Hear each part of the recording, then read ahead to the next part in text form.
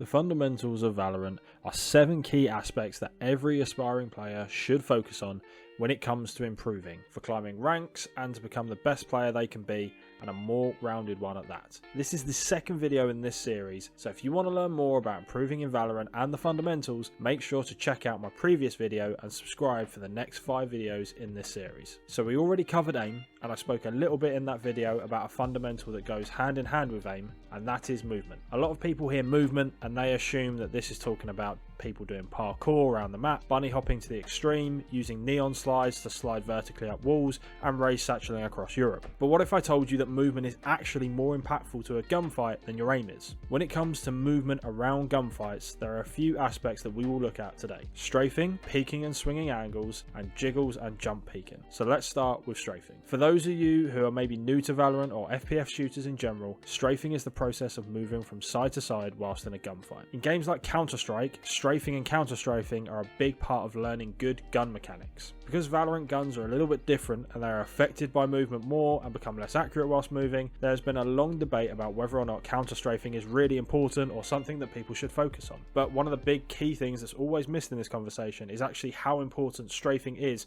not for shooting and the accuracy of the gun, but to make yourself a harder target to hit. For people familiar with FPS games, this will come as no shock, but for new players to Valorant or FPS games in general, a lot of emphasis is placed on clicking heads, but not much is placed on, let's say, dodging bullets. So why is strafing important? Well, firstly, in a competitive shooter where people are tense and stressed about winning the game and climbing to that next rank, sometimes people rush what they are doing. It's why you tend to see a lot of people perform really well in deathmatch, unrated and swift play, but then they get into ranked and look like they've never played the game before. This normally comes down to things like snap decisions that might not be the right call, or rushing shots which can lead to whiffs and getting yourself killed. Now, the rush shots is where movement and strafing comes in. More often than not, people in this game are going to do the same thing almost every single round. They will aim at a certain point, whether it be swinging around a corner, pre-aiming a specific angle, or holding that angle, waiting for people to swing into them. And almost every time this person is waiting for that quick reaction shot. After all, the time to kill in Valorant can be very quick with a one tap on a Vandal, Sheriff and some of the other guns in the game. But as we discussed in the last video,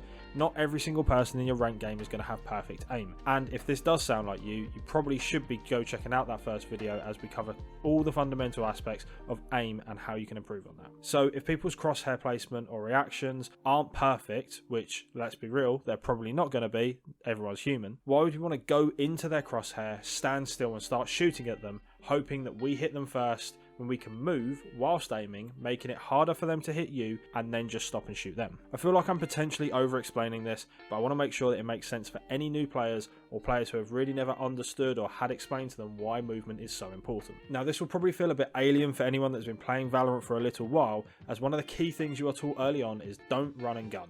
And I'm not suggesting to do so, but moving when you first see an enemy to make sure you are harder to hit will win you more gunfights. Think of it this way: I assume if you're watching this video, you want to improve at Valorant, right? And your aim probably isn't great. Well, guess what?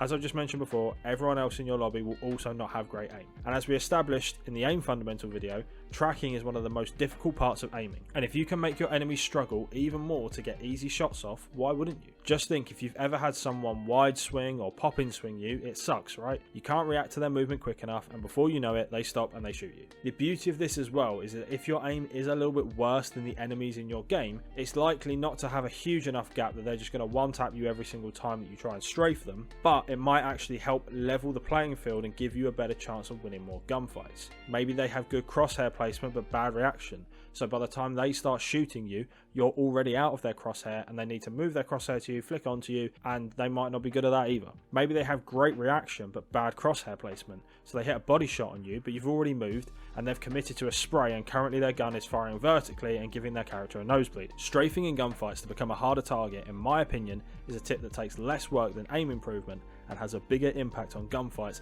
than anything else you can be given as a tip. So now we have hopefully gotten to the point where we know strafing is important in gunfights. Let's talk about how we can start implementing this into your own gameplay, how to practice it, and how to make sure it's working. So first things first, we want to make sure that we are strafing correctly and efficiently. So as I mentioned before, no shooting. That's the first bit. If we start shooting, these shots are going to be inaccurate, and even if you do line up the crosshair whilst you're still moving and shooting, you're going to miss, and then it might take you time to stop shooting, get the recoil recovery, and then get a bullet on them. All the while, they might be able to react to your movement and kill you. you want to focus purely on strafing out of people's crosshair. When we say strafing, we mean sideways, A and D keys only, or just side to side if you're on a console. No forward, no backwards, as this won't affect the crosshair movement as much as a sideways movement will. Finally, preferably don't do this whilst either crouching or slow walking, as this will make you slower, and again, we're trying to be harder to hit. No one has a problem hitting a target moving at 2 miles per hour, but if you're moving at 15 miles per hour, it might be a little bit harder. So how do we put this into your gameplay and practice it? There are 2 ways that I would start implementing this. Firstly, and I think we mentioned this in the last video,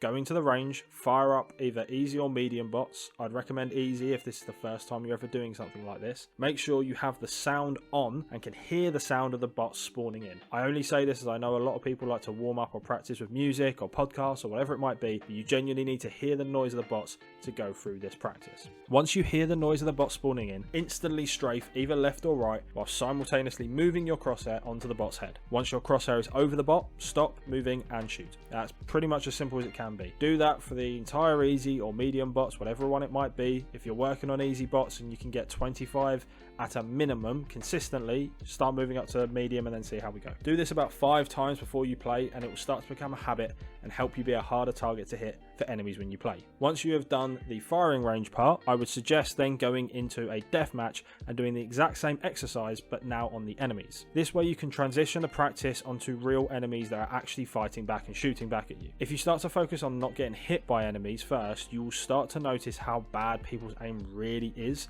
and how bad their habits of just shooting on impact will be. Sure, you might get one tap by someone, the occasional time they might have incredible aim or they might just hit a lucky shot, but the idea is to focus on the actual habit of seeing an enemy becoming difficult to hit and making sure you're lining up those shots as well as you're going through the motions. I'd recommend having the firing error graph on for this as well, so you can check whether or not you're still moving when you started shooting, as this is an issue I see a lot of people running into when they first start practicing this. So we spent a lot of time on strafing, and for good reason, but let's talk about peaking angles. This one is very simple. Too many of you do not understand angles and line of sights and how peeker's advantage and ping works in video games. So firstly, we need to stop peeking with any keys other than A or D or directly sideways on console. If we are peeking corners diagonally, we are making it easier for enemies to react to us as well as seeing us quicker. With how peeker's advantage works, when we move, we see the enemy before the server registers on their end that they have moved. The further we move in a short space of time, the harder it is going to be for them to react,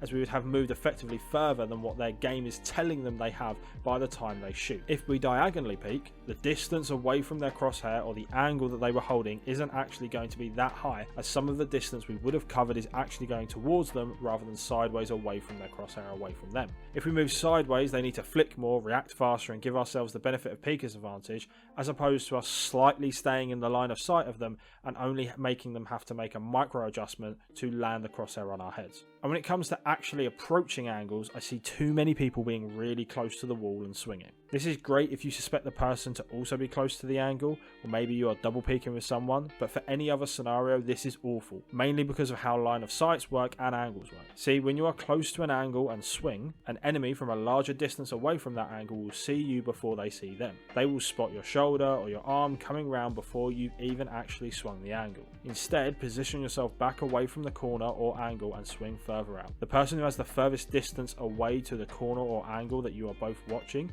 will have the superior line of sight and therefore should see the player first, although again we still have to factor in ping and peeker's advantage into that. Implementing and practicing this is a little bit more difficult as it becomes more of a mental exercise rather than a physical practice or routine that you can do. You need to be telling yourself that you are too close to angles when peeking, or you need to tell yourself not to be swinging around corners with a forward or backward movement. The best way to spot these mistakes is to record your gameplay and watch it back and then make a mental note for the next game you play. So finally, we've got jiggles and jump peaks, which originally I wasn't going to class as a fundamental part of movement, but honestly, with coaching and some of the work I've been doing with some lower rank players, I'm seeing way too many people dying easily to people holding with ops or other strong weapons on sort of buy or eco rounds, or just dying to angles that they weren't expecting players to be at.